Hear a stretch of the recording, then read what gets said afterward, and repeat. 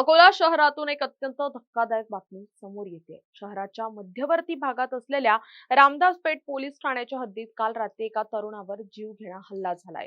या भीषण घटनेमुळे संपूर्ण परिसरात सध्या प्रचंड खळबळ उडाली आहे। मिळालेल्या प्राथमिक माहितीनुसार रात्री 8:30च्या सुमारास अकोल्यातील गजबजलेल्या अलंकार मार्केट परिसरात हा प्रकार घडला।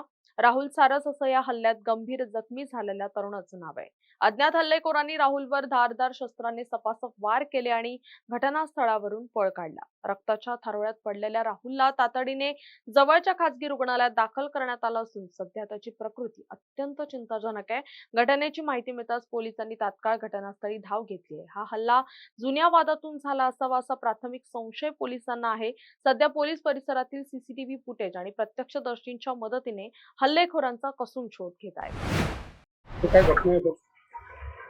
आज रामदासपेठ पोलीस स्टेशनच्या हद्दीमध्ये साधारण 8:30 पावणे 9च्या दरम्यान अलंकार मार्केटमध्ये एका व्यक्तीवर वार झाल्याची माहिती रामदासपेठ पोलीस स्टेशनला मिळाली होती आणि Ramdaspeth police स्टेशनची team PI Khandare या ठिकाणी तात्काळ हजर झाली। त्यांनी आम्हाला माहिती दिली, आम्ही या स्पॉटला आलो।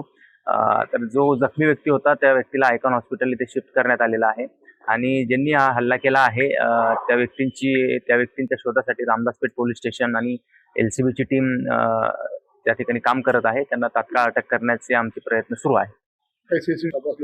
आता सध्या आमचा प्राथमिक तपास सुरू आहे। त्या अँगलनी आमचे बरेच लोक आता त्या कामासाठी लागलेले आहेत आणि जे प्राथमिक माहिती मिळाली आहे तर जो जखमी आहे त्याचं नाव राहुल सारस असल्याची अशी आम्हाला प्राथमिक माहिती आहे। थँक्यू। आता डॉक्टरांसोबत चर्चा करून त्यांचं जे काही फायनल डिसिजन आहे ते आम्ही घेऊ।